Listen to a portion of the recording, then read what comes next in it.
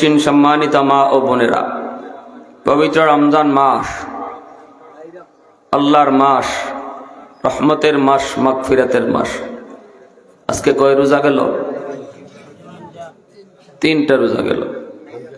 মুআজ্জাজ হাজিরিন, এই যে সারাদিন না খাই আমরা রইছি, এর দ্বারা লাভ কিতা?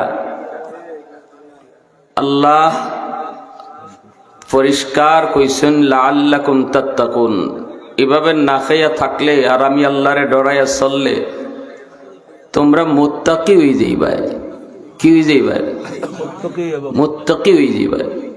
মুত্তাকি কারে কয়? মুত্তাকি যে আল্লাহর ওলি। মুত্তাকি মানে আল্লাহর ওলি হওয়া। এক আয়াতে আল্লাহ বলছেন, আল্লাহু ওয়ালিয়ুল্লাযীনা আমানু, এই ঈমানওয়ালারা শোনো, আমি আল্লাহ তোমাদের বন্ধু। কিন্তু তোমরা সবাই আমার বন্ধু না। আমার বন্ধু শুধু তারাই, ইন আউলিয়াউহু ইল্লাল মুত্তাকুন, যারা মুত্তাকি তারা আমার বন্ধু। সুবহানাল্লাহ। আর রমজান আইসে আমরারে মুত্তাকি বানাইবার লাগি। তাইলে রমজান মাসের কদর করলে, রমজান আল্লাহর পক্ষ থেকে মেহমান, এই মেহমানের যদি আমরা কদর করি, তাহলে এই রোজায় আমাদেরকে আল্লাহর ওলি বানাই দিব। কি বানাই দিব? সবাই আমরা আল্লাহর ওলি হইতাম, চাইনি না? চাই না? সবাই চাই আল্লাহর ওলি হইতাম। রোজা না রাখিয়া সারাদিন খাইয়া আর রোজার বিরুদ্ধে মাতিয়া যতই মারিফতের গান গাও, এ আল্লাহর ওলি না, শয়তানের বন্ধু হইব। ঠিকই না? জোরে কই। কয়দিন আগে কালকে দেখি ফেসবুকে এক হারামি কি কইছে দেখছেন? 30টা রোজার কথা কোরআনে কোন জায়গাতে আছে? এরপরে বান্ডারি মাইজ বান্ডারি কয় সারাদিন না খাইয়া যে আমরা পেটের কিরমিও করলে কষ্ট দিলাম, এই কিরমি যদি আল্লাহর কাছে আসরের মাঠে গিয়া হয়, আল্লাহ তোমার এই বন্ধে আমারে না খাইয়া কষ্ট দিছে, জান্নাতে যাওন যাইব? নাউজুবিল্লাহ। কয় সৃষ্টিরে কষ্ট দিয়া কোনোদিন জান্নাতে যাওন যেতে না, কিরমিরে কেন লাগে কষ্ট দিতে হয় না খাইয়া? কত বড় ডাকাইতে ডাকাই, চিন্তা করছেন? হ্যাঁ, আবার হ্যাঁ মারিবদের গানও গায়,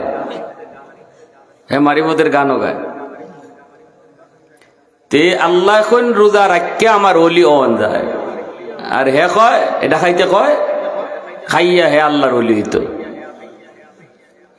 রমজানের রোজা আইসে আমাদেরকে কি বানাইতো? আল্লাহর কিতা বানাইতো? আল্লাহ ওলি বানাইতো।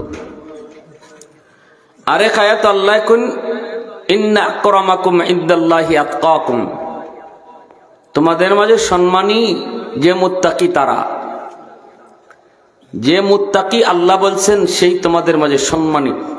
তাইলে রমজানের রোজা আমাদেরকে মুত্তাকি বানায়, এর অর্থ হইল আল্লাহর কাছে খালি না, মানুষের কাছেও রোজাদারকে আল্লাহ সম্মানী বানায় দেয়। রোজা আইসে আমাদেরকে সম্মানী বানাইতো। সম্মানী মানুষ সম্মান কেমনে কামায়? টেকা দিয়া, সেরা দিয়া। খুব সুন্দর সেরা হইলে সম্মানী হন যায়। হ্যাঁ, পয়সাওয়ালা হইলেও সম্মানী হন যায়। সম্মানের মাপকাঠি হলো তাকওয়া। সম্মানের মাপকাঠি তাকওয়া। বেলাল হাবশী রাদিয়াল্লাহু তাআলা আনহুর চেহারা খুব সুন্দর ছিল, কালো তো কালো, জমের কালো। বংশ কিতা আছিল? গোলাম বংশ। দামি কেমন হইছেন? শুধুমাত্র ভিতরে তাকওয়ার কারণে। কিসের কারণে? কি যার দামি হইছেন বেলাল? একটা ঘটনা কইতাম, মনোযোগ আছে আপনারা? বেলাল আসলাতাইন উমাইয়ার গোলাম। মুসলমান হওয়ার পরে উমাইয়া নির্যাতন করলো, একদম জানে মারিলি তো, নিয়তই করছে যে তুই অয় কালিমা সার নাইলে তোরে জানে মারিলিম।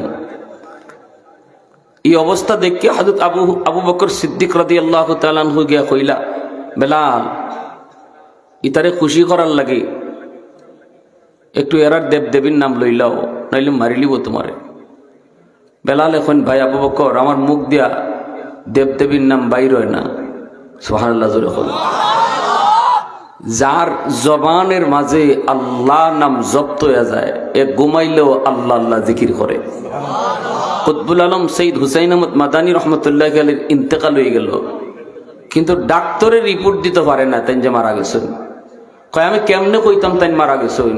তাই বুকের মাঝে আমার মেশিন লাগাইলেই দেখি কলজার মাঝে আল্লাহ আল্লাহ জিকিরের আওয়াজ শোনা যায়।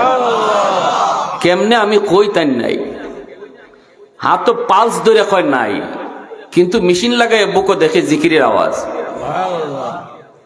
বেলালে কইন ভাই আবু বকর আমি চাইলেও মুখ দে বাইর হয় না।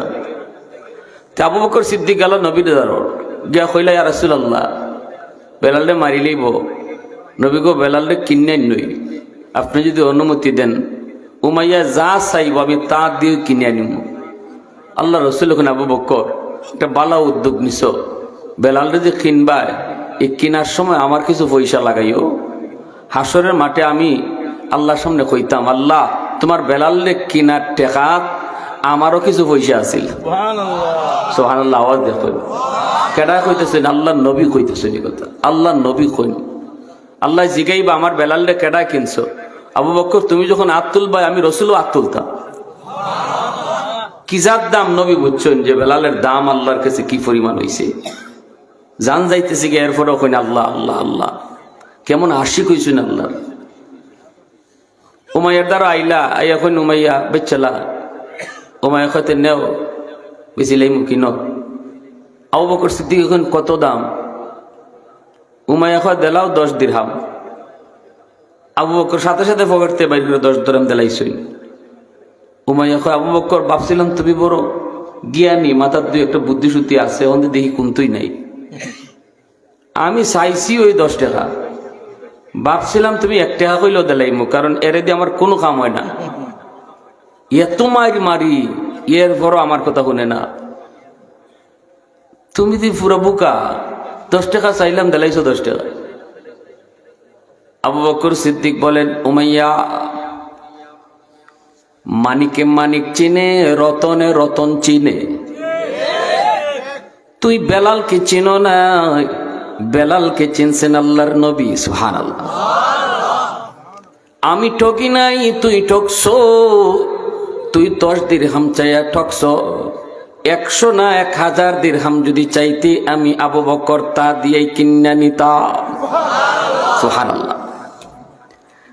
মদিনার মসজিদের ইমাম আমার আপনার নবী, রহমতের নবী, মায়ার নবী বেলাল হয়ে গেলেন নবীর মুয়াজ্জিন।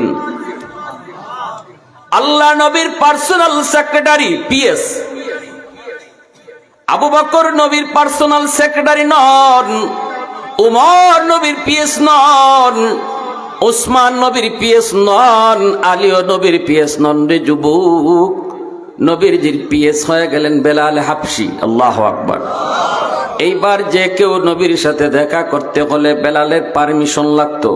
এমনকি আবু বকর সিদ্দিকের মতো সাহাবীও যদি নবীর সাথে দেখা করতেন বেলালের পারমিশন আগে নেওয়া লাগতো।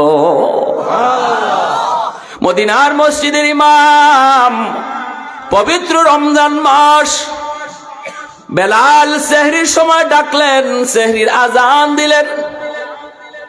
সেহরি খাওয়ার টাইম শেষ, ফজরের আজান দিয়ে দিবেন। বেলাল মনে মনে ভাবতেছেন আমার ইমাম সাহেবের খানা শেষ হয়েছে, একটু যায় দেখি। মুয়াজ্জিন সাহেবের দায়িত্ব হলো ইমাম সাহেবের খবর নেওয়া। বেলাল তো শুধু নবীর পিএস নন, তিনি তো নবীজির মুয়াজ্জিন। নবী হলেন মসজিদে নববীর ইমাম।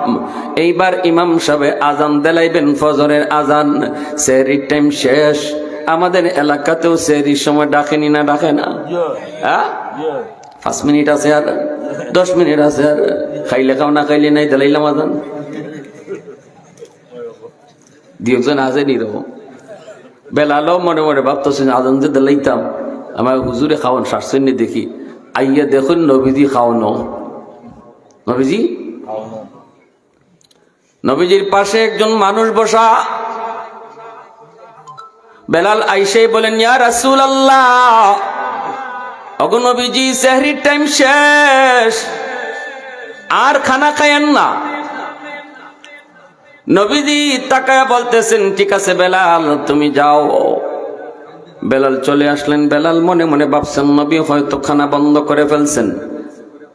একটু পরে বেলাল যখন আবার আজান দিলাইবেন, কয় একটু গিয়ে দেখি রসুল খায়া সারছেননি, আমার তো বিদায় করে দিছেন, যে দেখি নবীজি খানা খায়া সারলেন কিনা। আইসা দেখেন নবী এখনো খাওয়ানো, কখনো কিতা বেলাল এখন এটি কিতা, আমি আজান দিলাইতাম, নবীজি আমার কইলা যাও, আমি ভাবছি খাওয়া নাটাই লিবা, মাথায় দেহনো খাই। বেলাল এখন ইয়া রাসূল আল্লাহ, নবী গো সেরি টাইম শেষ, আর খাইয়েন না। রসুল আবার চাইছেন, সে মুসকে আসে কই ঠিক আছে বেলাল যাও। আইসেন আজান দেলাইতা,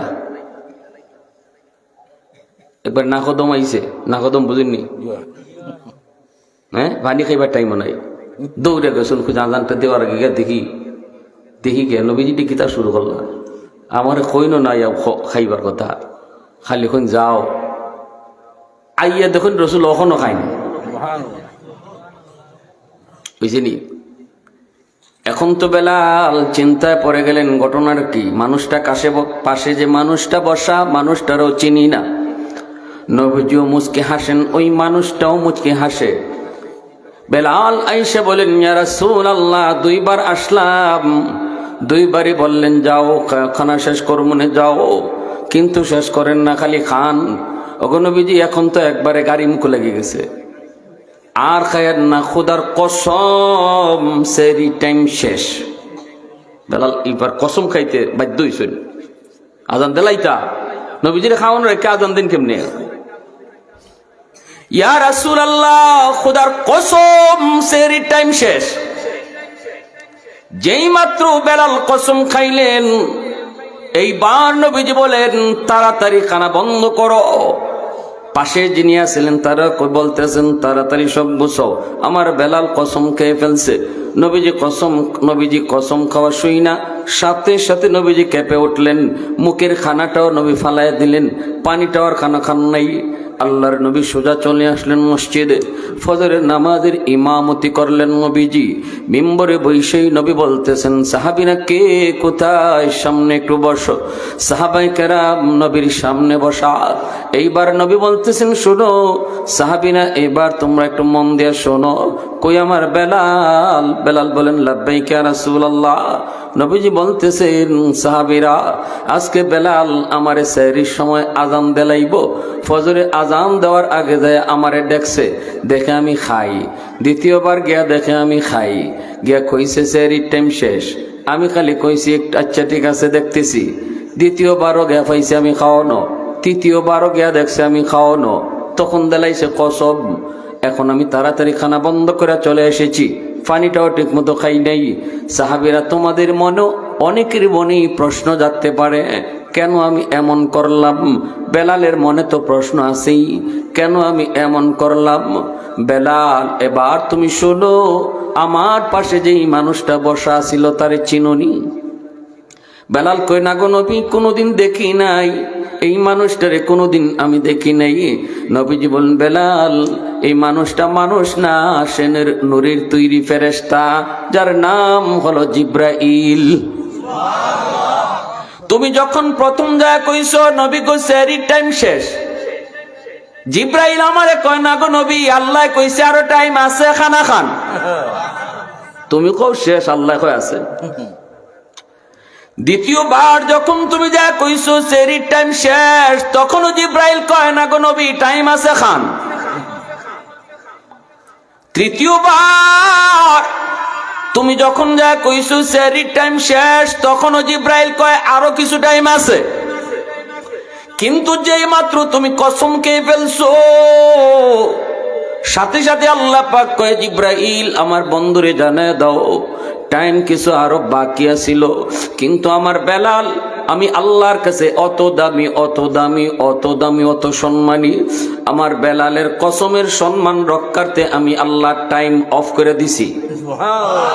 আরো আওয়াজ দে, আরো আওয়াজ দে সুবহানাল্লাহ, আরো জোরে সুবহানাল্লাহ। প্রশংসা করব কার? আরো জোরে কও কার? वहदत की हिफाजत नहीं बेकुवत बाजू, वहदत की हिफाजत नहीं बेक़ुव्वत बाजू, आती नहीं कुछ कामी हक़ल खुदादार, आती नहीं कुछ कामी हक़ल खुदादार। ऐ मर्द खुदा तुझको क़ुव्वत नहीं हासिल, जा बैठ किसी गार में अल्लाह का कर याद, जा बैठ किसी गार में अल्लाह का कर याद। ये सच है कि बातिल की तरफदार नहीं हम, गद्दार न समझो हमें गद्दार नहीं हम, गद्दार न समझो हमें गद्दार नहीं हम। फूलों की तो रहन रुम मिजाज अपना है नज़र, हम तीर नहीं नेज़ा व तलवार नहीं हम तीर नहीं नेज़ा व तलवार नहीं हम। মুসলমানের আওয়াজে কও আল্লাহু আকবার। এজন্য আমি বলছিলাম চেহারার দ্বারা কেউ কোনোদিন সম্মানী হয় না, সম্পদের দ্বারাও কেউ সম্মানী হয় না, বংশের দ্বারাও কেউ সম্মানী হয় না। আল্লাহ বলেন তাকওয়ার গুণে মানুষ সম্মানী হয়। যার অন্তরে আল্লাহর যে পরিমাণ ভয়, সে আল্লাহর কাছে তত বড় সম্মানী। রমজান আসছে আমাদেরকে মুত্তাকি বানানোর জন্য, অর্থাৎ সম্মানী বানানোর জন্য। সুবহানাল্লাহ। অতএব রমজানের হক আদায় করা দরকার আসেনি না নাই? কেমনে? রোজা না রাখ্যা, গুনাহ সাইরা না গুনাহ কইরা?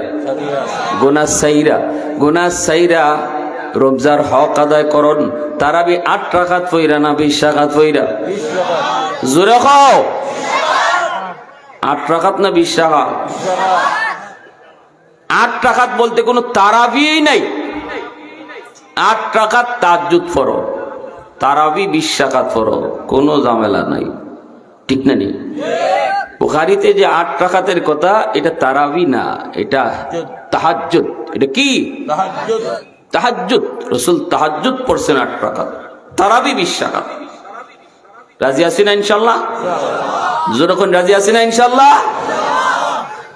আমার ভাইরা বন্ধুরা, সাহাবায়ে কেরাম রাদিয়াল্লাহু তাআলা আনহুমের আত্মত্যাগ, মায়ার নবী, দয়ার নবী, রহমতের নবী, আল্লাহর নবী, ইসলাম এতদূর পর্যন্ত গড়ানোর পিছনে, আমার আপনার পর্যন্ত ইসলাম পৌঁছানোর পিছনে এক সাগর রক্ত। সেই রক্ত আমার নবী, সাহাবায়ে কেরামের, ঠিক না? যেরকম 100 লক্ষ সাহাবী ছিলেন। কয় লক্ষ? 100 লক্ষ সাহাবায়ে কেরামের ভিতরে মাত্র 10,000 সাহাবীর কবর মক্কা মদিনায়।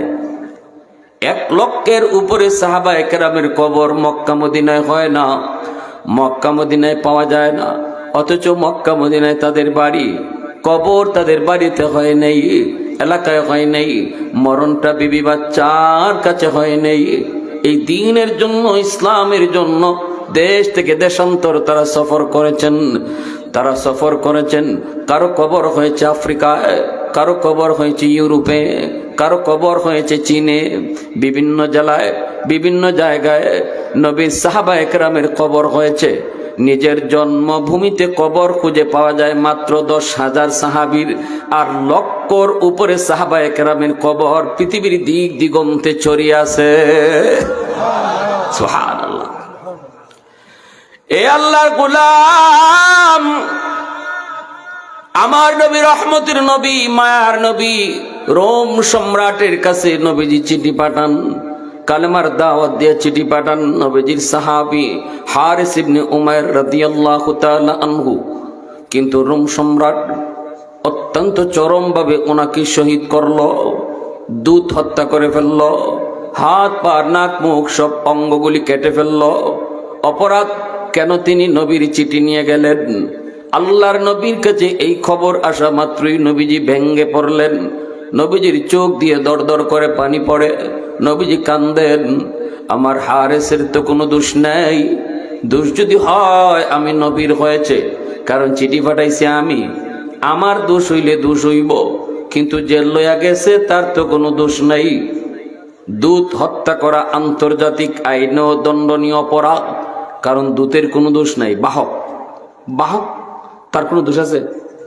জজ সাহেব আপনার কাছে ফিয়ন পাঠাইছে, যা এটা তার দরজার সামনে লিখে দিয়ে আইবে, আগামীকাল 10টার সময় আমি জজ সাহেবের সাথে দেখা করতো। ফিয়নে গেছে আপনার বাড়িতে, এটা লাগাই আইতো, আপনি ফিয়নের 2 রাত ভাঙে দাঁড়াইলেন, হইল? ফিয়নের কোনো দোষ? হ্যাঁ, ফিয়নের কাম ফিয়নে করব। এবার আপনার সাহস থাকলে জজের সাথে লড়েন যে আমারে যাইবার কথা কেন কইলেন আপনি, আমি কি অপরাধ করছি? সাহস থাকলে জজের সাথে দেখা করো, জজের সাথে তুমি মোকাবেলা করো, যে ফাটাইছে তার সাথে মোকাবেলা করো। যে লোকটা লইয়া গেছে সে তো নিরীহ অপরাধী, তার তো নিরীহ, সে তো নিরপরাধ, তার তো কোনো দোষ নেই। আল্লাহ নবী এত খেপা খেপছেন, সাহাবাই কেরামদেরকে নবী জরুরি মিটিং এ বসলেন। আল্লাহ নবী বলেন এই হত্যার প্রতিশোধ নিতে হবে, এটা অপরাধ, আন্তর্জাতিক আইনে অপরাধ। দোষ থাকলে আমি মুহাম্মদের দোষ, সে আমার সাহাবীর কেন হত্যা করলো? দিনের নবী, মায়ার নবী বড় খেপে গেলেন। নবীজি নরম নরম নরম, জায়গা মতো গরম গরম গরম। সাহাবায়ে কেরামও নরম নরম নরম, জায়গা মতো গরমের মতো গরম। ইকতে আল্লাহ কইছে মুহাম্মাদুর রাসূলুল্লাহ والذين معه أشداء على الكفار رحماء بينهم। এরা জায়গা মতো খুবই নরম, জায়গা মতো খুবই গরম। নবীজি নরম, কেমন নরম? তায়েফের ময়দানে নবী মাইর খায়, নবীজি রক্ত ঝরে, এরপর নবীকে আল্লাহ মাইরো না, আল্লাহ এরা বুঝে না, আল্লাহ তুমি মাইরো না, আল্লাহ তুমি মাইরো না। সবরে যদি মারো আমি দাওয়াত দিমু কার কাছে? সুবহানাল্লাহ, জোরে কও। রক্ত ঝরে মায়ার নবী, দয়ার নবী, মায়ার নবীর দেহ থেকে রক্ত ঝরে, যুবক নবীজির দেহ থেকে রক্ত ঝরে ঝরে জুতা আটকায় গেল। এরপর নবীজি ধ্বংসের দোয়া করেন নাই। সেই নবী এই মুহূর্তে বলতেছেন সাহাবীরা বসো, এর বদলা নেওয়া লাগবে, আমি বদলা চাই, বদলা চাই। রোম সম্রাটের বিরুদ্ধে নবীজি একটা বাহিনী গঠন করলেন। আল্লাহর নবী 4000 সাহাবায়ে কেরামের একটা বাহিনী গঠন করলেন। আর নবী বললেন এই যুদ্ধে দুশমন থাকবে 2 লক্ষ। কয় লক্ষ? 2 লক্ষ। আর মুজাহিদ থাকবে মাত্র 4000।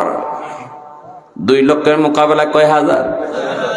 হ্যাঁ, আল্লাহ নবী কই সাহাবীরা শুনো, আজকের যুদ্ধের প্রথম সেনাপতি হবে আমার সন্তান, আমার পালক পুত্র, কলিজার টুকরা সন্তান যায়েদ ইবনে হারেসা। আজকে যুদ্ধের প্রথম সেনাপতি সন্তানকে বানাইছেন রহমতের নবী। নেতাগিরি করো, নেতাগিরি আদর্শ জানোনি? তুমি নেতা হইছো, ফুলারে লন্ডন ফরাও, আর আমার ফুলারে রাস্তাত নামাইয়া মাইর খাওয়াও। এটা তো আমাকে বাংলাদেশের নেতা হদের বৈশিষ্ট্য, ঠিক না? ঠিক, নিজের ফুলারে কানাডায় পড়ায়, নিজের ফুলারে আমেরিকা পড়ায়, আর আপনি আমার ফুলা মানে এত পিস্তল ধরাইয়া কুত্তার মতো রাস্তাত মারায়, আর হ্যাঁ টেলিভিশনের পর্দাত বইয়া বইয়া দেখে। নেতা হইছে, নেতা নেতাগিরি করতে হয়। আমার রসুলের কাছ থেকে নেতৃত্বের আদর্শ আগে শিখো। আমার রসুল বলে আজকের যুদ্ধের প্রথম সেনাপতি আমার সন্তান। আল্লাহু আকবার। আম্মাদান আয়েশা সিদ্দিকা রাদিয়াল্লাহু তাআলা আনহা বলেন নবীজি যায়েদকে এত মহব্বত করতেন, যায়েদ ইবনে হারেসার আওয়াজ পাইলে রসুল ঘর থেকে পাগলের মতো বেরিয়ে যেতেন। আমার যায়েদ আইছে, আমার যায়েদ আইছে। আম্মাজান বলেন নবীজির তখন শরীরে কাপড় ঠিক মতো আসেনি না নাই, ইডেও খেয়াল করতা না, কাপড় দইরা দৌড় দিয়ে বেরিয়ে যেতা। আমার যায়েদ আইছে, অত মায়া রসুলের। যায়েদ ইবনে হারেসা, সেই যায়েদ ইবনে হারেসাকে রসুল 2 লক্ষ দুশমনের মোকাবেলায় মাত্র 4000 মুজাহিদ। এখানে হিসাবেই স্বাভাবিকভাবেই নজরে পড়ে যে 4000 তো ফাত্তই পেতো নাই। 4000-এ 2 লক্ষের মোকাবেলায় 4000 টিকবো কতক্ষণ? আল্লাহ রসুল ওই যুদ্ধে তার সন্তানকে প্রথম সেনাপতি বানাইছে। নেতা কারে কই শিখে যাও। এরপরে আল্লাহর নবী বলেন আমার জায়েদ যদি শহীদ হয়ে যায়, আমার জায়েদ যদি শহীদ হয়ে যায়, দ্বিতীয় সেনাপতি হবে জাফর ইবনে আবি তালিব। সেই জাফর ইবনে আবি তালিবকে, তিনিও নবীজির আপন স্বাস্থ্য ভাই, নবীজির আপন চাচা আবু তালিব। আবু তালিবের সন্তান হলেন জাফর। এই আপন চাচাতো ভাইকে দ্বিতীয় সেনাপতি বানাইছেন। আল্লাহু আকবার, জোরে কও। প্রথম সেনাপতি যায়েদ ইবনে হারেসা সন্তান, দ্বিতীয় সেনাপতি স্বাস্থ্য ভাই, আপন স্বাস্থ্য ভাই, তাও দূরে যেতেছেন না। সুবহানাল্লাহ, জোরে কই। অন্যান্য সাহাবীরা কইতানি কথা যে তাইনে নিজের লোকরারে থইয়া দিয়ে আমরারে আগে দিলাইতেছেন। আল্লাহ রাসূল আগে দিতেছেন, নিজের লোক হলরে ফইলই দিছেন নিজের সন্তান রে, এরপরে দিলাইছেন শাস্তুল ভাইরে। তো মায়ার কলজার টুকরা ভাই আলী রাদিয়াল্লাহু তাআলা আনহুর ভাই, আলী তো নবীজির আপন স্বাস্থ্য ভাই, এ আবু তালিবের সন্তান, এ আলীর আপন ভাই জাফর, নবীজির আপন স্বাস্থ্য ভাই, দ্বিতীয় সেনাপতি। কি কইয়া দিছেন? জায়েদ যদি শহীদ হয়ে যায়, দ্বিতীয় সেনাপতি হবে জাফর। তার মানে আল্লাহর নবী বলেন নাই এই যুদ্ধে আমার সন্তান জায়েদ শহীদ হবে, প্রকাশ্যে বলেন নাই। কিন্তু যদি শহীদ হয়, নবীজি শহীদ শব্দটা লাগানো মাত্রই উপস্থিত সাহাবায়ে কেরাম সবাই বুঝে গেছেন এই যুদ্ধে নবীর সন্তান জায়েদ শহীদ হয়ে যাবে। দ্বিতীয় সেনাপতি জাফর যদি শহীদ হয়ে যায়, তৃতীয় সেনাপতি আব্দুল্লাহ ইবনে রাওয়াহা। এই জায়গা নবীজি তার চাচাতো ভাই জাফরের নামের সাথে শহীদ শব্দটা লাগায়া নবীজি এটাও ইশারা দিয়ে বুঝাই দিছেন আজকের যুদ্ধে আমার চাচাতো ভাই জাফরও শহীদ হয়ে যাবে। সুবহানাল্লাহ। উপস্থিত সবাই যেমন বুঝতেছেন, যাদের নাম ঘোষণা করতেছেন তারাও বুঝছেন। আল্লাহু আকবার, জোরে কও। যাদের নাম ঘোষণা করছেন তারাও বুঝছেন এই যুদ্ধই তাদের জীবনের শেষ যুদ্ধ। এ যুবক, একটু দিলটা নরম করে একটু কথাগুলি বুঝো। আজকে যে ইসলাম তুমি যাদের রক্তের উপর দিয়ে ইসলাম পাইছো, সেই ইসলাম তোমার কাছে কতটা নিরাপদ, সেই ইসলাম থেকে তুমি কতটা দূরে, একটু খেয়াল করো, একটু নিজেরে বুঝাও, একটু নিজের মনরে বুঝাও। নবীজি বলেন ৩ নম্বর সেনাপতি হবে আব্দুল্লাহ ইবনে রাওয়াহা। এরপরে নবী কয় আব্দুল্লাহ যদি শহীদ হয়, চতুর্থ সেনাপতি বানানো হবে একজনকে। নবীজি সেই সেনাপতির নাম বলেন নাই, নবীজি বলেছেন চতুর্থ সেনাপতি মুজাহিদরা তারা পরামর্শ করে একজনকে বানাবে। তবে এতটুকু আল্লাহ আমারে জানাইছে, তার হাতেই এই যুদ্ধে বিজয় আসবে। আল্লাহু আকবার। প্রথম ৩ জন সেনাপতির নাম নবীজি ঘোষণা করলেন, ৩ জনের নামের সাথেই শহীদ শব্দ লাগাইলেন। এতে করে বোঝা গেল প্রথম ৩ জন শহীদ হবে, প্রথম ৩ জন শহীদ হয়ে যাবে। এরপরে নবীজি বলতেছেন যাও তোমরা পরিবারের কাছ থেকে বিদায় নিয়ে আসো। ৩ জন তারা বিদায় নেওয়ার জন্য রেডি হলেন। প্রথম সেনাপতি যায়েদ ইবনে হারেসা, আমার আপনার নবীর কলিজার টুকরা সন্তান যায়েদ, বিদায় নিবেন কার কাছ থেকে? মক্কা মদিনায় যায়েদের কেউ নাই। যায়েদের আপনজন হলো ইয়ামেন, যায়েদের বাড়ি হলো ইয়ামেন। ইয়ামেন থেকে শিশুবেলায় তিনি ডাকাতের হাতেই অপহরণ হয়েছেন। আম্মাদান খাদিজাতুল কুবরা রাদিয়াল্লাহু তাআলা আনহা, তিনি ডাকাতদের হাত থেকে বাজার থেকে কিনছেন, কিন্না তিনি নিজে ফালছেন। দীর্ঘদিন আম্মাদানের গোলাম ছিলেন। এরপরে নবীর সাথে আম্মাদানের যখন বিয়ে হয়, তখন বিয়ের পরে যায়েদকে আম্মাদান নবীকে হাদিয়া দিলেন। আল্লাহর নবীর কাছে আসলেন যায়েদ, নবীজির গোলাম। মক্কার মানুষেরা জানে যায়েদ নবীর গোলাম। সেই গোলাম কেমন করে নবীর সন্তান হলো, সেই ঘটনা সংক্ষেপে বলি। ইয়ামেনে তার মা, তার বাবা পাগলের মতো শুধু যায়েদ যায়েদ করে কান্দে। একমাত্র সন্তান হারানোর পর মা পাগলের মতো রাস্তায় রাস্তায় শুধু যায়েদ যায়েদ কইয়া কান্দে। মানুষেরা কয়, ও যায়েদের বাপ, মক্কায় হজে গিয়া মুহাম্মদের কাছে আমরা তোমার সন্তান যায়েদকে দেখেছি। আল্লাহু আকবার। মুহাম্মদ অনেক উদার দিলের মানুষ, অনেক বড় মনের মানুষ, যদি যে বলো তাহলে মনে হয় সন্তান দিয়ে দিবে। জায়েদের আব্বা অনেক টাকা পয়সা নিয়ে নবীজির কাছ থেকে জায়েদকে নেওয়ার জন্য তিনি মক্কায় আসলেন। আল্লাহর নবী সব শুনলেন। শোনার পরে নবী বলতেছেন, ও জায়েদের বাপ, যদি জায়েদ তোমাদেরকে চিনে, ঘটনা যদি এমনই হয়, আর জায়েদ যদি তোমাদের সাথে যেতে চায়, আমি মুহাম্মদ কোনো বিনিময় নেব না, বরং জায়েদকে এমনি তোমাদের সাথে দিয়া দিব।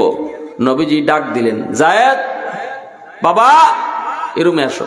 পাশের রুম থেকে আসছেন, আইসেই দেখেন বাপ আর চাচা।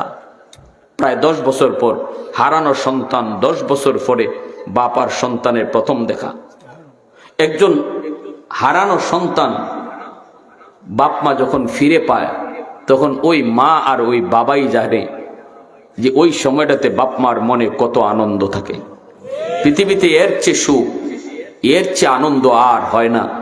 বাবা দৌড় দিয়ে সন্তানকে বুকে জড়ায় ধরছে, জায়েদও বাবাকে জড়ায় ধরে কাঁদতেছে। আল্লাহর নবী, রহমতের নবী দৃশ্যটা দেখছেন। নবীজি দেখার পর নবী বলতেছেন, জায়েদ তোমার আব্বু আসছে তোমাকে নেওয়ার জন্য, তোমার আম্মু পাগল হয়ে গেছে তোমার খুঁজে খুঁজে।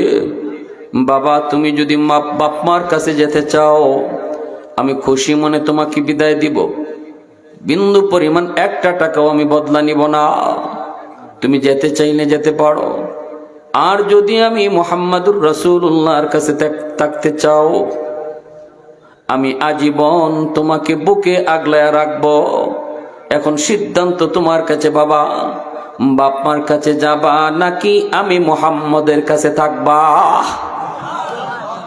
সিদ্ধান্ত যায়েদ ইবনে হারেসার উপরে নবী ছেড়ে দিয়েছেন। ছোট্ট বালক যায়েদ আল্লাহ নবীর চেহারার দিকে একবার তাকান, আরেকবার বাবার চেহারার দিকে তাকান। এদিকে একবার, ওদিকে একবার, এদিকে একবার, ওদিকে একবার। এক পর্যায়ে তিনি চেহারার নিচের দিকে নামায় ফেললেন। চোখের পানিটা দর দর করে পড়তেছে জায়েদের। জায়েদ এইবার নবীজির চেহারার দিকে তাকাইছে তো তাকাইছে, আর বাবার চেহারার দিকে তাকায় না। নবীজির চেহারার দিকে তাকায় কান্দে আর কই, নবী গো, আজকে 10 বছর হয়ে যায় আমি বাপ মা হারাইছি, কিন্তু এই 10 বছরের ভিতরে যতদিন আমি আপনার কাছে ছিলাম, কোনোদিন বাবা হারানোর বেদনা আর মা হারানোর কষ্ট আমি টের পাই নাই। বাবার আদর, মায়ের আদর আমি আপনার কাছে পেয়েছি। ওগো নবীজি, আমি সিদ্ধান্ত নিয়েছি বাকি জীবন আমি আপনার বুকে জড়ায় থাকবো, আমি আপনার কদম জড়ায় থাকবো। বাবা মা পাওয়ার পরও আমি যেতে রাজি না, আমি আপনার কাছে থাকবো। এই কথা বলা মাত্রই বাবা দৌড় দিয়ে জায়েদকে বুকে জড়ায় কই, বাজান একটু ওই দিকে তাকা, বাবার চেহারার দিকে একটু তাকা, তোর মা কিন্তু পাগলের মতো হয়ে গেছে বাবা, মা পায়া বাবা পায়া তুই যাবি না। জায়েদ বাবার চেহারার দিকে তাকায় না, আমার মায়ার নবীর নুরানি চেহারার দিকে তাকায় রইছে। জায়েদের বাবা কান্দে জায়েদের দিকে তাকায়া। জায়েদ কথা কয় না, কয় বাবা আমার কোনো কষ্ট নাই তোমাদের উপরে, মার দরদ বাবার দরদ আমার কলিজায় আছে বাবা, কিন্তু বাবা জানো না ওই লোকটার কলিজায় এর চেয়েও বেশি মহব্বত আর ভালোবাসা আছে। আল্লাহু আকবার, জোরে কও। আমার নবীর অন্তর তোমরা দেখো না, কিন্তু আমি দেখেছি গো আব্বা। এই কথা বলা মাত্রই বাবা জায়েদের কপালে চুমা দিয়া চোখের পানি ধরা কয়, বাজান ঠিক আছে, পৃথিবীর সকল বাপ মাই চায় সন্তান সুখে থাকুক, নবীজির কাছেই যখন জীবনে থাকতে চেয়েছো আমিও আপত্তি দিলাম না। আমার বুঝ হয়ে গেছে বাজান, তুমি কতটা সুখে আছো, কতটা আরামে আছো নবীর কাছে। ঠিক আছে বাবা, তুমি রবির কাছেই জীবনভর থাকো, আমরা বাপ মা ইয়ামেন থেকে মাঝে মাঝে তোমার এসে দেখে যাব। তোমার মা যখন কান্না করবে, মাকে নিয়ে মক্কায় এসে তোমাকে দেখে যাব। সেদিন আমার নবী জায়েদকে বুকে নিয়ে ঘর থেকে দৌড় দিয়া নবী বের হয়েছেন, বুকে জড়ায়া নবী বের হয়েছেন। এক দৌড় দিয়া নবী সাফা পাহাড়ের উপরে উঠলেন। ওইটি মক্কার মানুষকে এলান করেন, ও মক্কার মানুষেরা শুনো, এতদিন পর্যন্ত তোমরা জানতে জায়েদ মুহাম্মদের গোলাম, আজ যে জায়েদ তার হারানো মা পাইয়া বাবা পাইয়া বাপ মার কাছে গেল না, আমি মুহাম্মদের কাছে টাকার সিদ্ধান্ত নিল। আমিও ঘোষণা দিলাম আজ থেকে জায়েদ মুহাম্মদের গোলাম না, আজ থেকে জায়েদ হলো মুহাম্মদের পুত্র। আওয়াজ দিয়া কও সুবহানাল্লাহ, আরো জোরে সুবহানাল্লাহ।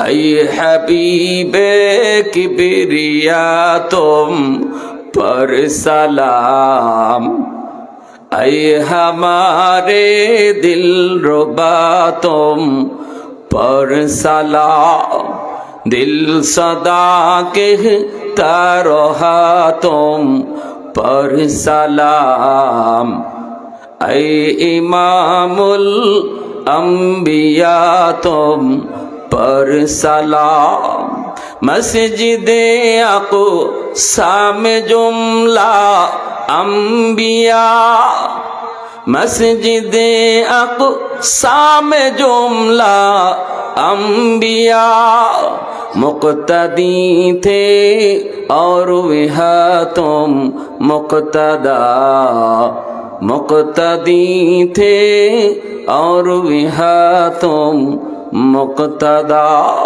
ऐ इमामुल अंबिया तुम पर सलाम, ऐ इमामुल अंबिया तुम पर सलाम। आवाज दिया कहो अल्लाहु अकबर। সেই যায়েদ ইবনে হারেসা হলেন মুতার যুদ্ধের প্রথম সেনাপতি। এরপরে তিনি বিদায় নেবেন। নবীজি বলতেছেন যায়েদ বিদায় নাও। কার কাছ থেকে তিনি বিদায় নেবেন? বিদায় তো দিন নেবেন নবীর কাছ থেকে। আর যায়েদের একটা ছোট্ট বালক ছিল, নাম উসামা। যায়েদের একটা ছোট্ট ছেলে ছিল, নাম হলো উসামা। উসামার কাছ থেকে যায়েদ বিদায় নিতেছেন। উসামাকে কুলে নিলেন, কপালে চুমু খাইলেন। উসামা যায়েদের যদি সন্তান হয়, নবীজির নাতি, আল্লাহর নবীর বড় কলিজার টুকরা নাতি উসামা। উসামার কাছ থেকে যায়েদ বিদায় নিতেছে, নবীজির সামনে বিদায় নিতেছে। আল্লাহর নবী বিদায় নিতে বলছেন। নবী বলতেছেন যায়েদ বাবা উসামার কাছ থেকে বিদায় নাও। উসামাকে কপালে চুমু খায়। যায়েদ ভালো করে জানে এই বিদায় হলো তার জীবনের শেষ বিদায়। বাবা সন্তানের কাছ থেকে জীবনের শেষ বিদায় নেয়। অবুঝ বাচ্চা জানে না আর কোনোদিন বাবা ফিরে আসবে না, আর কোনোদিন ফিরে আসবে না। যায়েদ উসামার কপালে চুমা দিয়া চোখের পানিটা মুছে আর বলতেছে বাবা আব্বু জিহাদের ময়দানে যাই, আজকের যুদ্ধে তোমার বাবা প্রথম সেনাপতি। বাজান হয়তো আর ফিরে নাও আসতে পারি। যদি বাবা না আসি মদিনায় হয়তো লাশটাও আসবে না, হয়তো মুতার কোনো এক প্রান্তরে বাবার কবর হবে। যদি কোনোদিন বাবার কতিয়াত হয়, শাম সিরিয়ার সেই মুতার ময়দানের রাস্তার কোনো এক কিনারায় বাবার কবরটা খুঁজে বাইর কইর। এই বইলা সন্তানের চোখের পানিটা মুইসা যায়েদ ইবনে হারেসা আমার নবীর কাছ থেকে বিদায় নিয়ে যুদ্ধের সামান তৈরি করে।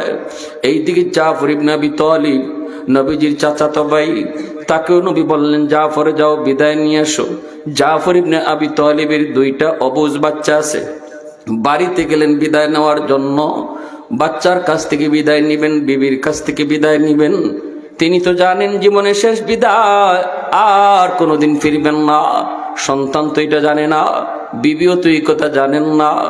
যায়েদ ভিতরে ঢুকেই দেখেন বিবি কোরআন তেলাওয়াত করে, আর দুইটা অবুঝ বাচ্চা মার পাশে বসে বসে কোরআন তেলাওয়াত শুনে। ঘরে মায় কোরআন তেলাওয়াত করো যুবক। রমজান মাস কোরআন নাজিলের মাস। রমজানের সবচেয়ে বড় আমল কোরআন তেলাওয়াত। যে যত বেশি রমজানে কোরআন তেলাওয়াত করব, তার দ্বারা রমজানের হক তত বেশি আদায় হইব। কারণ রমজান কোরআন নাজিলের মাস। ঘরে যদি কোরআন তেলাওয়াত করো, শিশু বাচ্চাগুলি কোরআন তেলাওয়াত দেখে দেখে বড় হইব। কোরআনের প্রতি তাদের অন্তরে মহব্বত জন্মিব। ঘরে কোরআন তেলাওয়াত যদি মায় করে, অবুঝ বাচ্চা মার পাশে বইসা বইসা শুনে, মায় ডাক দিতে হয় না।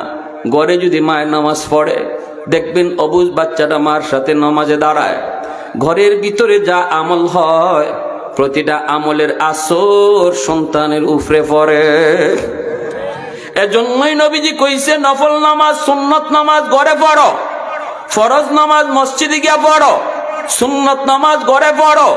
ঘরে যত বেশি নামাজ হয় সন্তান নামাজের প্রতি একটা সম্পর্ক তৈরি হয়। সন্তান নামাজ দেখতে দেখতে নামাজি বই না যায়।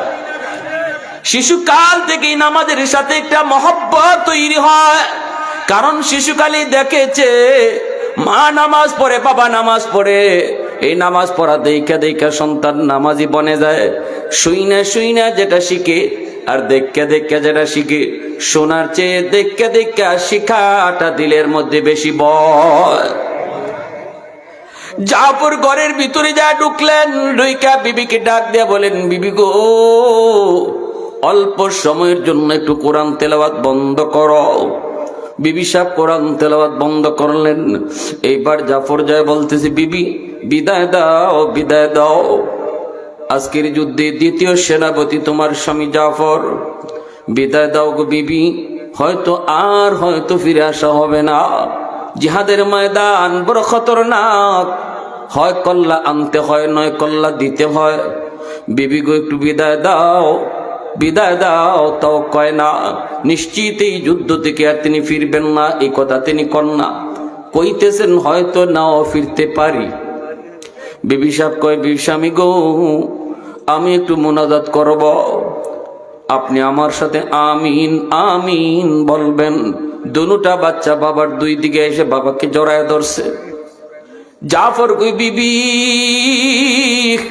হাত উঠাও, আমি তোমার সাথে আমিন আমিন বলবো। বিবি বলতেছে, স্বামী গো, শুনেছি আল্লাহর নবীর পবিত্র জবানে যুদ্ধে যাবার আগে যদি দোয়া হয় আর এই দোয়াতে আমিন কয়, তাহলে আল্লাহ এই দোয়াটা কবুল করে নেয়। আমি মুনাজাত করি, আপনি আমিন কয়েন। এই বইলে বিবি হাত উঠাইছে। প্রথম দোয়াটা করতেছে আল্লাহ। বাপমার সাথে অবুজ দুইটা বাচ্চায় হাত উঠাইছে। প্রথম দোয়াটাই করছে, মালিক এই যুদ্ধে তুমি মুসলমানদেরকে বিজয় দান কইর। জাফর বলতেছেন আমিন। ছোট দুইটা বাচ্চা কয় আমিন। দ্বিতীয় দোয়াটা করছে, আল্লাহ শুনেছি এই যুদ্ধে দুশ্মন 2 লক্ষ আর মুসলমান মুজাহিদ মাত্র 4000। এই যুদ্ধে আমার স্বামী দ্বিতীয় সেনাপতি। আল্লাহ তুমি মুজাহিদদের শক্তি সাহস বাড়ায় দিও, তোমার কুদরতি সাহায্য তুমি নাজিল কইর, গাইবি মদত তুমি নাজিল কইর। জাফর কয় আমিন। 3 নম্বর দোয়াটা বিবি করতেছে, মালিক আমার 2টা অবুজ বাচ্চা এখনো কিছু বুঝে না। আল্লাহ আমার 2টা অবুজ বাচ্চার মুখের দিকে তাকাইয়া আমার স্বামীরে তুমি জীবিত যুদ্ধের ময়দান থেকে ফেরত পাঠায়।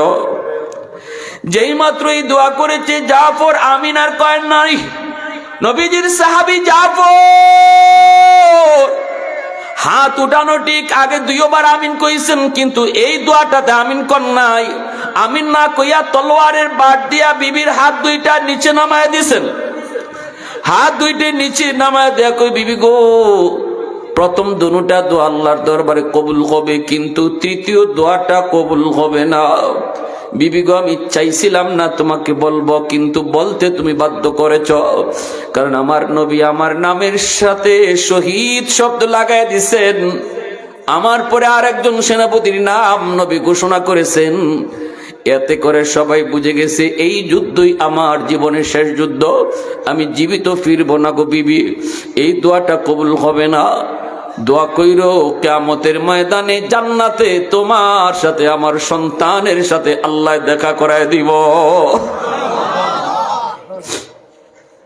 এই অবস্থায় একজন স্ত্রীর অবস্থাটা কি হইতে পারে একটু কল্পনা করে যুবক। একজন স্ত্রী জানতেছে তার স্বামীর শেষ বিদায় দিতেছে, তার জীবনের শেষ বিদায়। 2টা অবুঝ বাচ্চাও জানতেছে বাবা শেষ বিদায় নিতেছে, আর আসবে না।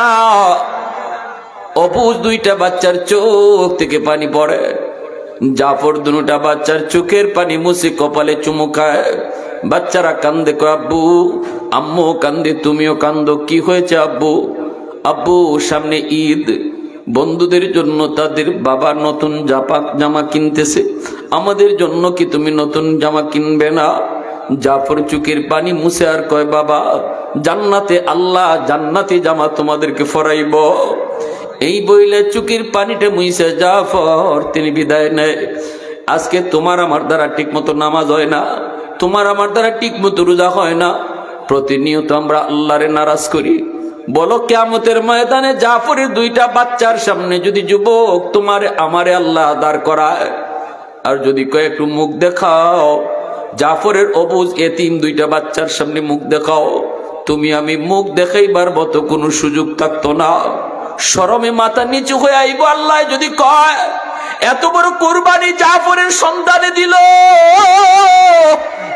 যে ইসলামের জন্য, সেই ইসলাম তুমি কতটুকু মানছো একটু কও। কি জবাব দিব তুমি আমি, কি জবাব দিব তুমি আমি আল্লাহর সামনে? একটু চিন্তা করো। মায়ার নবী, দয়ার নবী বলতেছে, আব্দুল্লাহ যাও, তুমিও যে বিদায় নিয়ে আসো। আব্দুল্লাহ ইবনে রাওয়াহা মাত্র তিনি বিয়ে করেছেন, নতুন বউয়ের মুখ এখনো দেখেন নেই, মাত্র তিনি বাসর করে যায় ঢুকবেন, নতুন বিবিরে দেখবেন, বিয়ে হয়ে যে আগদ হয়ে গেছে। ওই অবস্থায় কে যেন এসে ডাক দেয়া কয়, আব্দুল্লাহ বাসর করে যাও না, মদিনার নবী মদিনার মসজিদে তোমারে ডাকতেছে। সাথে সাথে বিবির মুখ না দেখা ঘোড়ার পিঠে সওয়ার হইয়া মদিনার মসজিদে হাজির। মদিনার মসজিদে ঢুকে আব্দুল্লাহ, আর নবী মিম্বরে বৈশা কয়, আজকের যুদ্ধের তৃতীয় সেনাপতি আমার আব্দুল্লাহ, আজকের যুদ্ধের তৃতীয় সেনাপতি আমার আব্দুল্লাহ। আমার আব্দুল্লাহ যদি শহীদ হয়, সেনাপতি হবে চতুর্থ একজন। আব্দুল্লাহ বুঝে গেছে এই যুদ্ধই তার জীবনের শেষ যুদ্ধ, কারণ তার নামের সাথেও নবী শহীদ লাগাই দিছে। নবী কয়, আব্দুল্লাহ যাও, নতুন বউয়ের কাছ থেকে বিদায় নিয়ে আসো। আব্দুল্লাহ ঘোড়ার পিঠে সওয়ার হইয়া, যোদ্ধার ড্রেস পইরা ঘোড়ার পিঠে সওয়ার হইয়া তিনি দরজার পাশে গিয়ে ঘোড়া থামাইছে। থামায় বলতেছে, বিবি গো, ও বিবি বিদায় দাও, বিদায় দাও। আজকের যুদ্ধে তোমার স্বামী তৃতীয় সেনাপতি, আমার মায়ার নবী আমাকে তৃতীয় সেনাপতি বানাইছেন, বিদায় দাও, খুশি মনে বিদায় দাও। আন্দরের ভিতর থেকে বিবি সাহেব ডাক দিয়ে কই, স্বামী গো আপত্তি নাই, আমি খুশি মনে রাজি, তবে স্বামী গো একটা বার শুধু ভিতরে ঢুকো, আমি তোমার চেহারাটা এক নজর দেখব। বিয়ে হয়েছে, চেহারা দেখি নাই গো স্বামী, শুনেছি তুমি মক্কার মদিনার, তুমি আরবের ভিতরে একজন সুন্দর সুঠাম দেখার একজন পূর্ণ যুবক, একটু ভিতরে ঢুকো, আমি শুধু চেহারাটা এক নজর দেখব। আব্দুল্লাহ ইবনে রাওয়াহা কয়, না গো বিবি না, ভিতরে ঢুকবো না, আমিও শুনেছি তুমি আরবের সবচেয়ে সুন্দরী নারী, তোমার মায়াবী চেহারা যদি আমার নজরে পড়ে, যুদ্ধের ময়দানে হঠাৎ করে তোমার মায়াবী চেহারা আমার চোখের সামনে যদি ভেসে উঠে, যুদ্ধ করতে আমার ব্যাঘাত ঘটবে। ওগো বিবি না, তোমার চেয়েও আমি আমার আল্লাহ এবং রসুলকে বেশি ভালোবাসি। আল্লাহু আকবার জোরে কও। তোমার ওই মায়াবী চেহারা, অসহায় চেহারাটা যদি যুদ্ধের ময়দানে আমার চোখে ভাসে, তাহলে হয়তো যুদ্ধ করতে আমার ব্যাঘাত ঘটবে। না গো বিবি, এই আবদার করবা না, আমিও তোমাকে চিনলাম না, তুমিও আমাকে চিনলা না, অথচ আমরা স্বামী স্ত্রী। কিয়ামতের ময়দানে জান্নাতে আল্লাহ নিজে তোমার আমার পরিচয় করায় দিব। আওয়াজ দিয়া কও না সুবহানাল্লাহ, আরো জোরে কও সুবহানাল্লাহ।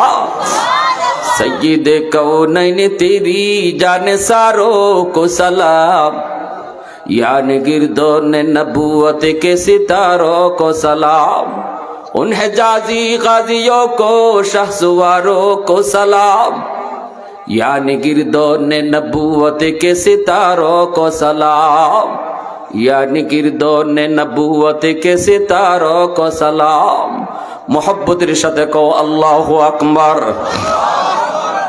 বাইরা বন্ধুরা, সে আব্দুল্লাহ ইবনে রাওয়াহা ইনিও বিদায় নিলেন, বিবির কাছ থেকে বিদায় নিলেন। আল্লাহর নবী মদিনার মসজিদে, নবীজি মদিনার মসজিদে, নবীজির সাথে আছেন দুর্বল সাহাবায়ে কেরাম, যারা আহত, যারা বয়স্ক, বাকিরা যুদ্ধের ময়দানে গেলেন। নবীজির সামনে আল্লাহ পাক এই মুতার যুদ্ধের চিত্রটা টিভির পর্দার মতো জিব্রাইল তুলে ধরছেন। নবীজি যুদ্ধের ময়দান দেখতেছেন। আল্লাহর নবী সাহাবীদেরকে বলতেছেন, সাহাবীরা যুদ্ধ শুরু হয়ে গেল। আমার প্রথম সেনাপতি আমার সন্তান যায়েদ ইবনে হারেসার হাতে কালেমার পতাকা।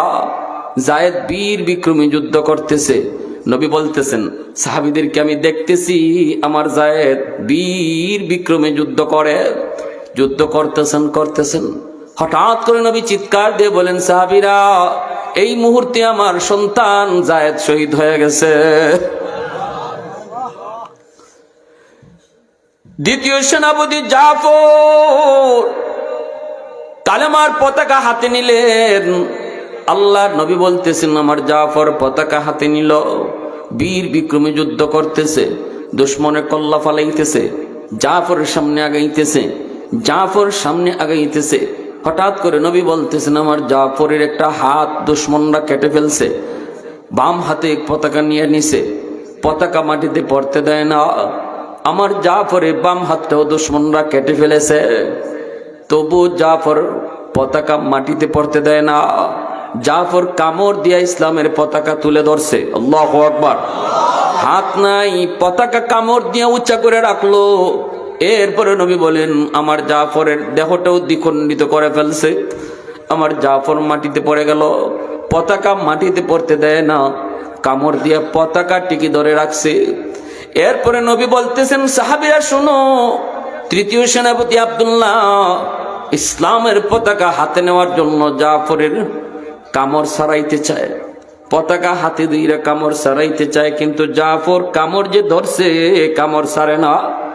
এবার আব্দুল্লাহ কানের কাছে যায়, কয়, জাফর পতাকাটা আমি আব্দুল্লাহ টানতেছি, যারে নবী তোমার পরে সেনাপতি ঘোষণা দিছে, অন্য কেউ পতাকা টানে না। একজন মৃত লাশ, দেহের ভিতরে প্রাণ নাই, এই কথাটা কইছেন আব্দুল্লাহ, শুনছেন জাফর, সাথে সাথে কামড় ছাইরা দিছেন, পতাকা আব্দুল্লাহর হাতে চলে আসলো। ওয়ালা তাকুলু লিমান ইউকতালু ফি সাবিলিল্লাহি আমওয়াত বাল আহইয়াউ ওয়ালাকিন লা তাশউরুন। আল্লাহ কয়, জানোনি যারা আমার রাস্তায় শহীদ হয়, তোমরা মনে করো তারা মরে গেছে, কিন্তু আমি আল্লাহ বলি তারা জিন্দা। আল্লাহু আকবার। তোমরা বুঝো না, কিন্তু এরা জিন্দা। এজন্যই আব্দুল্লাহর কথাটা, এই জাফর কথা শুনছেন, কামড়টা ছেড়ে দিছেন, পতাকা চলে আসলো।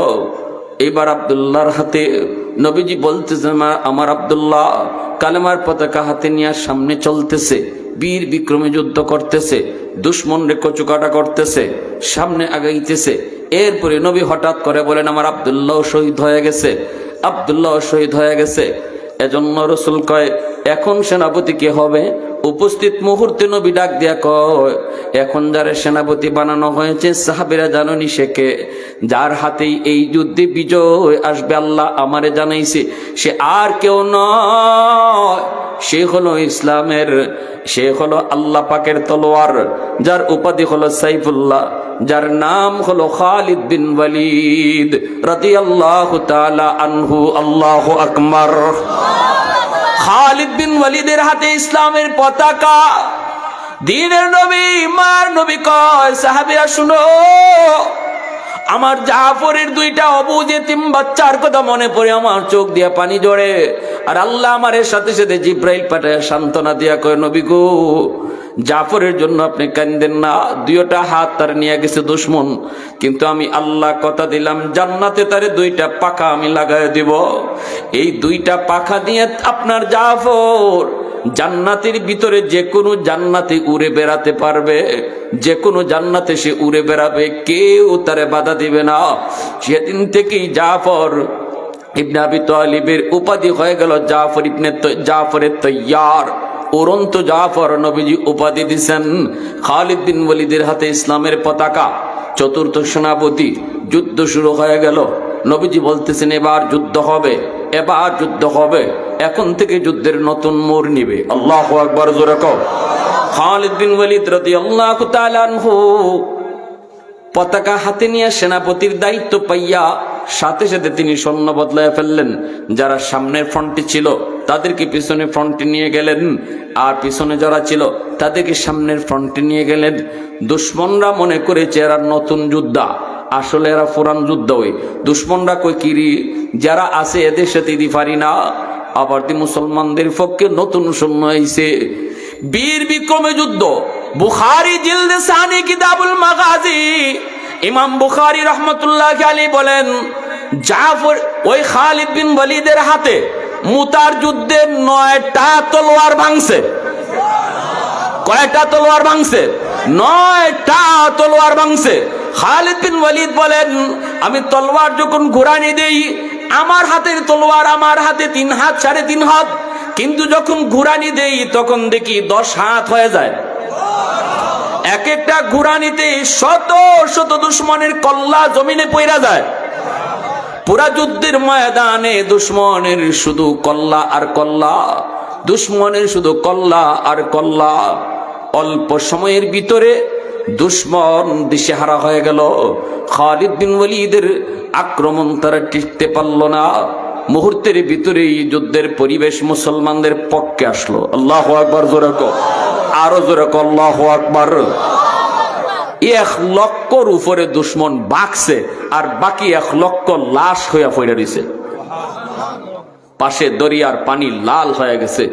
খালিদ বিন ওয়ালিদ রাদিয়াল্লাহু তাআলা আনহু এই যুদ্ধ থেকে উপাধি পাইছেন সাইফুল্লাহ, আল্লাহর তলোয়ার, আল্লাহর তলোয়ার।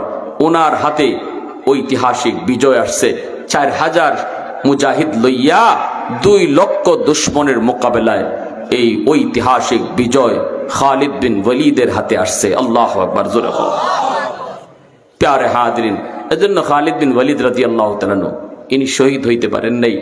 খুব আফসোস ছিল ওনার যে আল্লাহর রাস্তায় শহীদ হইতা। কইতাও বন্ধুদেরকে, আমি বিছানায় পড়ে রইছি, আমার মন চায় আমি আল্লাহর রাস্তায় শহীদ হইতাম।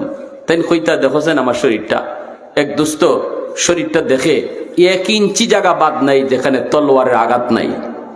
পুরা বডি 1 ইঞ্চি জায়গা বাদ নাই, তলোয়ারের আঘাত নাই। তারপরে কইতা অসুস্থ অবস্থায়, আমি শহীদ হইতে পারলাম না কেন, পারলাম না কেন। দোস্ত কয়, দোস্ত তুমি শহীদ হইবাই কেমনে? তোমার না উপাধি আল্লাহর তলোয়ার, আল্লাহর তলোয়ার আবার বাঙ্গে কেমনে? আল্লাহু আকবার, জোরে কও। আল্লাহর তলোয়ার উপাধি দিলাইছেন আমার রসুলে, এই তলোয়ার তো ভাঙতে পারে না, এজন্য তোমার মরণ বিছানাতেই হবে, শহীদি মর্যাদা পাইলাই না। প্যার হাজরিন, সে খালিদ বিন ওয়ালিদ রাদিয়াল্লাহু তাআলা আনহুর নেতৃত্বে সে মুতার যুদ্ধের ঐতিহাসিক বিজয়, এই যে বিজয়টা ইসলামের ইতিহাসে আসছে, এত রক্ত, এত সন্তান এতিম, সব কিছু সাহাবায়ে কেরামের কোরবানি। আর যে কোরবানির কারণে আজ আমরা বাংলাদেশের মুসলমান ও ইসলাম পাইছি। ঠিক কিনা জোরে কন? ইসলাম পাইছি। সাহাবায়ে কেরামের রক্তের উপর দিয়ে ইসলাম ভাসে আসছে, ইসলাম ভাসে আসছে। সেই ইসলাম আজকে আমার কাছে কতটা নিরাপদ। রাসূল কা আসহাবি কান নুজুম বিআইহিম ইক্তাদাইতুম ইহতাদাইতুম। আমার সাহাবীরা, একজন সাহাবীর আদর্শ যদি তোমরা মানো, জান্নাতের পথ পাইলিবে। সাহাবায়ে কেরাম সত্যের মাপকাঠি। একজন সাহাবীরেও যদি আমরা মানি, রাসূল কোন তোমরা জান্নাতের পথ পাইলিবে, জান্নাতের পথ পাইলিবে। আল্লাহ পবিত্র কোরআনুল কারীমের ভিতরে সাহাবায়ে কেরামের ঈমানের সার্টিফিকেট আল্লাহ দিছেন। উলাইকাল্লাযীনা নামতাহানাল্লাহু কুলুবাহুম লিত্তাকওয়া। শুনো, কারা আমার বন্ধুর সাহাবী হইব, এটা আমি আল্লাহ পরীক্ষা নিছি, আমি দাখিলা নিছি। আমার পরীক্ষায় যারা টিকছে এরা আমার নবীর সাহাবী হইছে। কি জাত পরীক্ষা আল্লাহ নিছেন? আমরা পরীক্ষা দেই মুখে, কেউ দেই লিখিয়া হাতে, কেউ দেই মুখে। মৌখিক পরীক্ষা, লিখিত পরীক্ষা, এই 2 সিস্টেমের পরীক্ষা হই জানি। কিন্তু আল্লাহ এখন না, সাহাবী কারা হইব এই পরীক্ষা মুখেরও না, হাতেরও না, এই পরীক্ষা হইছে কলবের। আমি আল্লাহ কার কলবের মধ্যে আমার রাসূলের, আমার বন্ধুর সাহাবী হওয়ার যোগ্যতা আছে, এটা কলবের ভাই আমি আল্লাহ চাইছি। চাইয়া যে কলবি পরীক্ষায় যে পাস করছে তারে আমি সাহাবী বানাইছি। জোরে কইন না সুবহানাল্লাহ। কে পরীক্ষা নিছেন? আল্লাহ। কে পরীক্ষা? কলবের। কলবের পরীক্ষা নেওয়া একমাত্র সম্ভব কার পক্ষে? যিনি কলবের খবর জানে তিনি, ঠিক না নি? এজন্য একজন মানুষ সারা জিন্দগি তাহাজ্জুদ পইরা আল্লাহর কদমে সেজদা দিয়া আব্দুল কাদের জিলানী হইতে পারবো, মঈনুদ্দিন চিশতি হইতে পারবো, কিন্তু নবীর আদনা থেকে আদনা একজন সাহাবী হইতে পারবো না। কারণ সাহাবী কারা হইব এটা আল্লাহ নিজে পরীক্ষা কইরা বানাইলিছেন। আল্লাহু আকবার জোরে কও। আদনা থেকে আদনা একজন সাহাবী হওয়ার সুযোগ আর নাই। আল্লাহ যারারে পছন্দ করছেন কুল কায়নাতের ভিতরে তাদেরকে আল্লাহ সাহাবীর মর্যাদা দিছেন। আমি